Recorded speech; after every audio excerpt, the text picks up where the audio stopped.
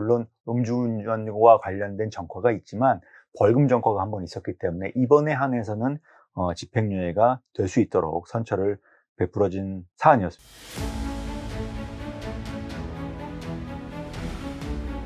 안녕하십니까. 형사전문 변호사 노기성 변호사입니다. 오늘은 2026년 이제 1월인데요. 제가 2025년 크리스마스 이브 때 항소심에서 집행유예로 감형된 실제 업무 수행 성공 사례를 말씀드리고자 합니다. 제가 수행했던 그 사건의 죄명은 특가법 위반 도주치상, 사고의 미조치, 그러니까 교통사고를 내고 적절한 조치 없이 도망간 경우죠. 그리고 그와 더불어서 음주운전, 그리고 무면허 운전까지 있었습니다. 네 가지 혐의가 있는 것이죠. 도주치상, 사고 미조치, 음주운전, 무면허까지. 자, 이렇게 음주운전 하나만 있으면 모르겠는데 무면허까지 있으니 죄질이 굉장히 좋지 않았던 사안입니다. 음주운전 같은 경우는 진짜 세 번째 음주운전이면 요즘 거의 구속되는 것 같습니다. 단기 한 1년 정도로 1년, 뭐 짧게는 뭐 8개월 내지 10개월.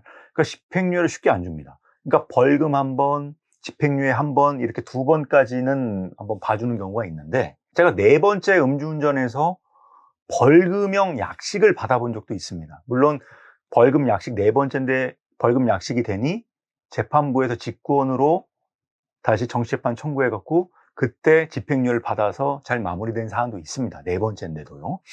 그런데 최근은 세 번째면은 거의 실형이 나오는 것 같아요. 그렇기 때문에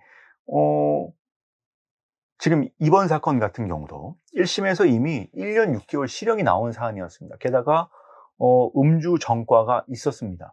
그리고 다른 전과도 꽤 있었고요. 그렇기 때문에 전과가 초범이 아니었기 때문에 이게 실제로 감형이 될 수 있을까? 집행유예가 될 수 있을까?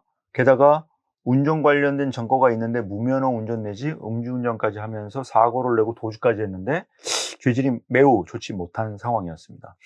의뢰인분은 구치소에 이미 수감되어 있었고요.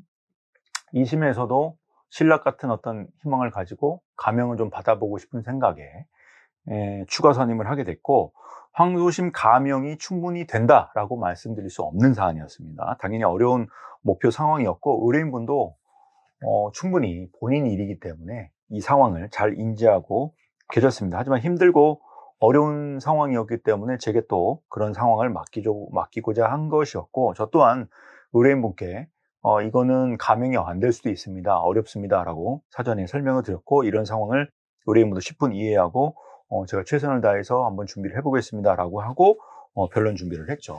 항소 이후서는 이미 국선 변호사를 통해 진행이 된 상태였고, 그 상황에서 제가 선임이 됐기 때문에 항소 이후 보충서를 제가 추가로 제출을 해야 될 상황이었습니다. 물론 다행스러운 거는 사건 발생 직후 우리 의뢰인분이 혐의를 인정을 하고 수사기관이 협조하면서 범죄를 더 이상 범하지 않기 위해서 단주 치료를 받고 자동차를 등록 말소하는 어떤 이런 노력, 이런 건 뭐 기본적인 것이죠. 그리고 피해자분이 계셨는데 다행히도 피해자 두 분하고 모두 합의가 되었습니다. 1심에서 이미 합의가 되어 있었어요. 그리고 피해자 두 분 모두 피고인에 대해서 처벌 불원 의사표시를 하였던 상황이었고, 또 의뢰인분이 구속되기 전까지는 거동이 불편한 노모를 홀로 부양하면서 피고인의 구속으로 인해서 본인이 운영하고 있었던 어떤 사업체도 이제 폐쇄하고 어떤 직원들의 생계도 굉장히 안 좋아지고 어떤 노모의 어떤 양육도 굉장히 어려워진, 그리고 노모의 어떤 건강 상태가 좋지 못하다는 이런 어떤 양형 참작 내용은 충분히 변론이 됐던 부분입니다. 제가 또 서면에 추가했던 부분은 동종 사건에서의 어떤 집행유예 유사 사안도 굉장히 많이 표로 만들어서 첨부를 했고요. 그리고 또 항소심에서는 보통 감형이 되거나 변동이 있으려면 사정 변경이 있어야 됩니다. 항소심에서의 사정 변경 사유가 있어야지만 항소심에서도 감형을 해주거든요. 그래서 제가 어떤 걸 했냐면, 의뢰인분께서는 무슨 뭐 사설 뭐 양형 조사를 해주는 어떤 사설 기관에 어떤 돈을 내고 그걸 만들어 보면 어떠냐 했는데, 그건 사실 별 의미가 없는 것이고, 밖에 있는 의뢰인분 같은 경우는 뭐 교육 수강을 한다든지 봉사활동을 한다든지 본인이 할 수 있는 어떤 양형 서류를 직접 만들 수가 있는데, 이분은 구속되어 있었기 때문에 제가 한 거는 피해자분을 다시 한번 찾아뵙고 피해자분께 재차 사죄의 말씀을 드리고 추가로 이미 처벌불원 의사표시와 고소취하장이 접수되어 있지만 항소심에서 추가로 처벌불원서를 다시 한번 받았습니다. 다시 한번 사죄드린다고 말씀드리고 서류를 다시 받았어요. 어떤 이런 업무 과정이 있었고, 그 서류를 또 제출을 했습니다.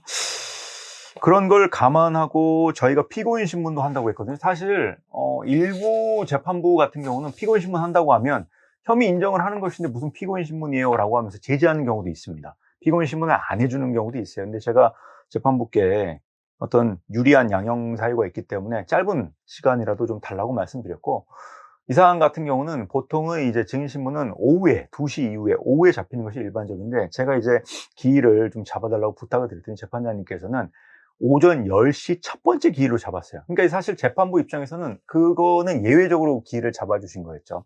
근데 이제 제가 여러 번 재판 경험을 하다 보니 그때는 급해요. 재판장님도 오전에는 절차 진행을 해야 된 수십 건의 사건이, 신건도 있고 절차 진행이 좀 빨리 끝나는 이런 사건이 뒤에 쌓여있기 때문에 제가 사건 시간을 많이 잡아먹으면 안 돼요. 그래서 제가 좀 필요한 변론을 좀 짧게 유유적절하게 정리해서 말씀드렸더니 판사가, 재판장님이 오히려 절차를 좀 빨리 진행해 주셔서 감사하다는 그런 말씀도 해 주시기도 했습니다. 그래서 결국 피고인 신문 과정을 토대로 의뢰인분에게 유리한 부분을 제가 조금 더 적극적으로 주장해서 재판부에 각인될 수 있도록 했고, 다행스럽게도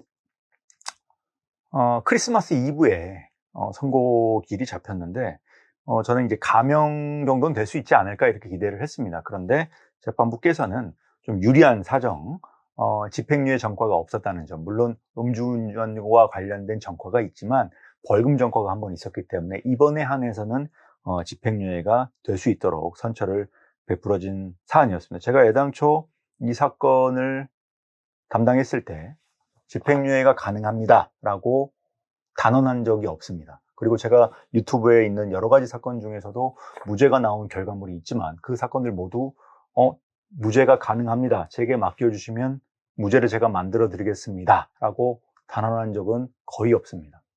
모두 다 어려운 상황이었고 무죄가 되기 어려운 그런 위험한 어려운 상황 속에서 제게 사건을 맡기는 경우가 많았죠. 그런데 의뢰인분과 상담하고 증인신문하고 재판 절차를 거치면서 필요한 변론을 하면서 의뢰인분에게 조금 더 유리한 내용이 조금씩 쌓이면서 재판부를 설득하는 그런 많은 업무 과정이 있었고, 이번 사건 같은 경우도 집행유예가 될 것이라고 제가 확언하거나 예상했던 것은 아니지만 결과론적으로는 좋은 결과가 나와서 의뢰인분과 우리 가족분께 제가 할 수 있는 모든 역할을 다 해드린 그런 업무 사안이었고요.